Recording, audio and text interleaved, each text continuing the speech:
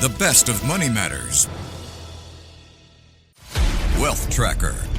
Welcome to the Wealth Tracker, where we dive into the uncharted territories of niche investment strategies that promise to redefine wealth. Hello, I'm Hongbin Jeong. Now, in recent years, luxury goods have evolved from being mere status symbols to complex, multifaceted investments.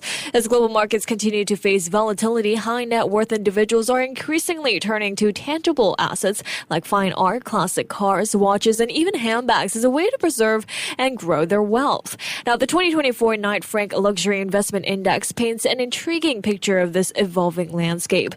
Now, while some sectors have faced setbacks, others have flourished, especially items like luxury handbags, which have seen impressive growth in both short-term and long-term value. In contrast, traditional collectibles like fine art, wine, and whiskey have struggled, raising questions about shifting consumer priorities and broader market forces. So as the dynamics of luxury investment shift, understanding what drives these trends, whether it's a desire for exclusivity, the growing influence of cultural moments, or simply the joy of ownership becomes key. So to find out more, joining me now is Christine Lee, who is the head of research of Asia Pacific at Knight Frank. Christine, welcome to the show. Thanks for having me. Thank you so much for joining us. Christine, to start, could you give us a brief overview of the Knight Frank Luxury Investment Index and what its key findings were for 2024? Yeah, sure. So we basically started commenting on these luxury items about 15 years ago, and now we began to track the index over time, the performance of 10 luxury collectibles, including art, handbags, which you mentioned just now, watches, classic cars, and more. And we have, over time, added more segments such as whiskey and also colored gemstones. So the index actually didn't do very well last year. In fact, the narrative stayed the same throughout 2023 and 2024. The index fell about 3.3%, and the drop basically reflects a broader market correction in the luxury investment space.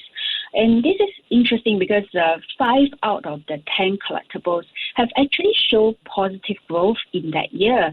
So we have seen this boom in the collectible market all the way from financial crisis in 2009 until 2022, and especially during COVID period. I think you have probably heard, prices, especially handbags, whiskeys, are all going through the roof. So now it's really normalization of the pricing. Well, as you mentioned, while certain luxury collectibles performed well, the KFLII fell 3.3% for the second consecutive year. What do you think is driving this broader decline, and how significant is the long-term impact on luxury investment trends? Is luxury investment slowing down? I think one of the reasons for the market's decline could be also the massive spike in the financial asset performances. If you look at S&P 500, it began the run about 2 years ago, and crypto also bounced back until they started to lose momentum sometime this year. So put things into perspective, if you look at S&P 500, it rose by more than 25% in 2024, and Bitcoin actually gave a return of 113%. So I think the collectible market serves as a bellwether for the economy. So typically when the financial assets do well, then your collectible markets will underperform. But during recessions, the collectible market is actually a lot more resilient. So looking at the current situation, especially with all these market volatilities in the S&P 500, Bitcoin, I won't be surprised that next year the collectible market could bounce back. I see. Well, does this also signal a shift in how the wealthy are consuming luxury goods? How is this shift affecting luxury collectibles as an investment class? Yeah, it's a very good question. I think it all comes down to allocations. I mean, in the past, the golden rule has always been the 60-40 with equities and bonds balancing each other out. But over the past couple of years, what we have seen is that both are actually moving the same direction, which makes a lot of high net worth individuals uneasy about putting all their eggs in one basket. And that's why more investors are turning to alternative assets, with luxury collectibles being the top choice because of their resilience. So other alternatives you have probably heard, including gold, which has just crossed this $3,000 really incredible, performance in 2024, and also real estate, which is also gaining traction in the portfolio allocation, and of course, crypto. So at the same time, I think there has been a shift in how the wealthy approach luxury. In the past, it's always about ownership, but now it's also moving towards experiences.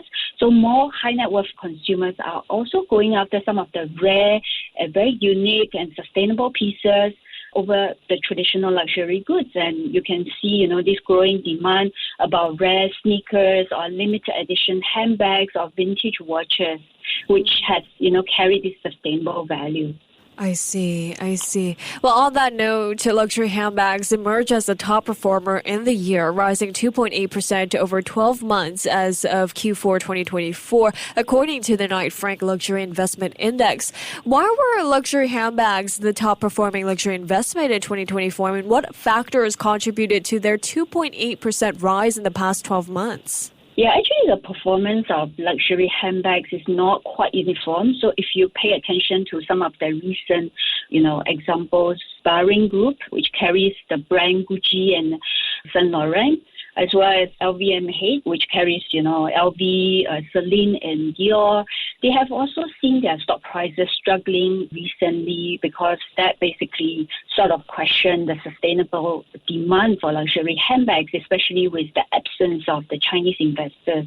So going back to this luxury index for the handbags, I think it really just talks about Hermes and also Chanel, because these top-tier brands are still highly desirable by wealthy women. And interestingly, our research also shows that women make up about 11% of all the global ultra net worth individuals, and it's up from 8% just a decade ago. So we are seeing more wealthy women in this space, and hence, the higher demand for Birkin bags for it. I think the secondary market in Birkin bags really play a very significant factor because if you look at some of the auction houses, just because people don't want to be in the long waiting line, they don't mind paying above the retail prices, and that sort of supported the handbags. Yeah. Right. Well, speaking of the Birkins, the Hermes Birkins, specifically black Togo leather bags, are becoming more valuable on the secondary market. I mean, what makes these bags stand out, though, compared to other luxury handbags, and why is their value rising so consistently? I think at the end of the day, it really comes down to supply and demand. So for Hermes bag, because they are not sold in a predictable way, you never know really which leather or which color or model are available. And on top of that, there's the wait list, which makes certain combinations even more exclusive. So to your point, the Togo leather, which I happen to have one as well, is made from baby calf skin. So it has this really slightly pebbled texture, which is both soft and durable. And unlike the other smoother leathers like box calf or Epsom, Togo is more resistant to scratches and everyday use. So it's actually you can just carry it every day. So basically it doesn't give people the feeling that it's less luxury just because it's durable. So in terms of like the classic styles, if you are really going for Togo leather, I would say you can go for the black, also the gold, because they tend to be in very high demand, especially during times of uncertainty. But others, if you are the ultra net worth individuals, you can really look at something that's truly rare. For example, the exotic Himalaya Birkin, which is definitely something that showing the status symbol. I see. Well, Christine, other than luxury handbags, watches also showed strong growth, particularly with a 52.7% increase over 5 years. What trends are driving this increase, and how do you see this market evolving in the coming year? Yeah, so for luxury watches, especially, I think those rare ones and discontinued models are still seen as a store of value. So you have your top-tier brands like Patek Philippe, AP. They are also quite tightly controlled in terms of production. So that sort of limits the supply, and it also drove a very strong secondary market, especially during COVID. I think some of the watches are traded as if, there's some liquidity crunch in the money market, so people are trading some of the watches. So these models basically held the value very well. And also, interestingly, we saw the millennials and also Gen Z collectors are also feeling the demand. While they are not really going to collectibles such as, wine and whiskey, we do see luxury watches, just like supercars, flashy supercars. They are basically seen as a status symbol, even for this younger generation. I think social media and also online platforms has also made these collectibles more accessible and transparent. I see. Well, other than watches, looks like classic cars have been described as the most surprising performer with a growth of 1.2% after a tough year in 2023. Why were they the most surprising? I mean, what does this suggest about the resilience of this category and what factors have influenced its recovery? Yeah, it's less talked about in Singapore because our COE was only 10 years.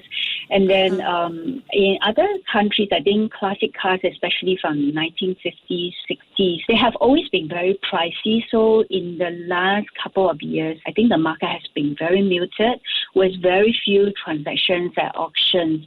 But last year, it sort of started to recover, which is above expectation.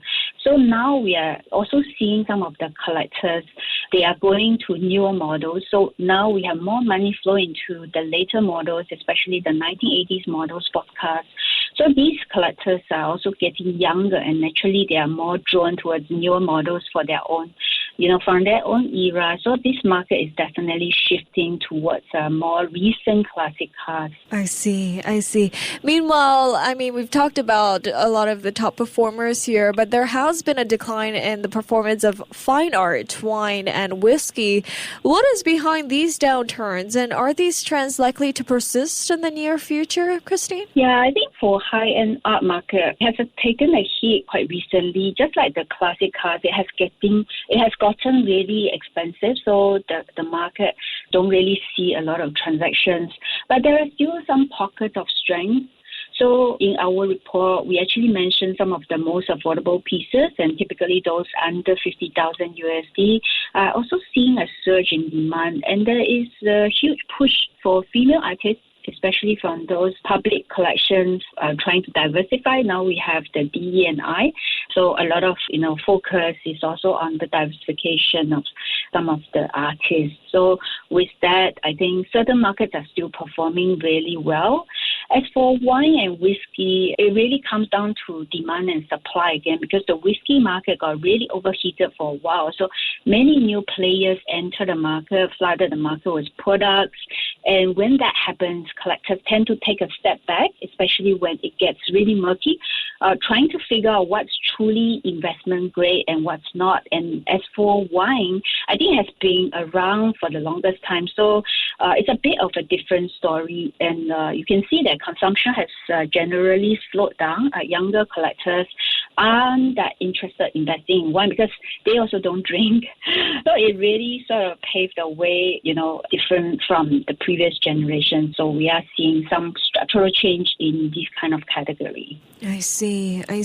Well, any other key findings from the report you'd also like to highlight here, Christine? Yeah, I think it's interesting if you look at our report talking about investing 20 years ago using US $1 million. So in 2005, actually, if you invest in $1 million invested in the luxury investment index, today it will be worth about 5.4 million USD. Wow. Yeah, but the same amount invested in S&P 500 will only give you about 5 million worth by end of last year. Yeah, so over the longer term, like 20 years, your luxury collectibles can actually outshine the broader investment market. That's very interesting. Well, Christine, looking ahead as well, which luxury investment categories do you foresee becoming more attractive or outperforming in the next few years? Are there any emerging trends or collectible items gaining attention among wealthy investors? Yeah, actually, I want to move away a bit from the collectibles. I think even in the Singapore context, branded residences is actually seeing, this increased demand because people are looking for experiences. So whether it's your Four Seasons, your Aman, resort, they are actually gaining a lot of traction, even globally. And I would say prime real estate in certain tax-friendly locations, of course, not including Singapore because we have 60% ABSD, but in other markets like Dubai or Tokyo, they remain a safe haven for wealth preservation. So some of the emerging trends, I think, in terms of experiences as investment, some of the private clubs, bespoke travel or private space tourism, exclusive memberships are becoming status symbols. So these are some of the trends to look out for. I see. Well, thank you so much, Christine, for your time and your insights today. Thank you. Thank you. That was Christine Lee, who is the head of research of Asia Pacific at Knight Frank. This has been the Wealth Tracker with me, Hongbin Jeong. Before acting on the information on Money FM, please consider if it's suitable for your own investment objectives, financial situation, and risk tolerance. To listen to more great interviews, download our podcasts at audio.sg or download the audio app. That's AWEDIO, audio at the App Store and Google Play.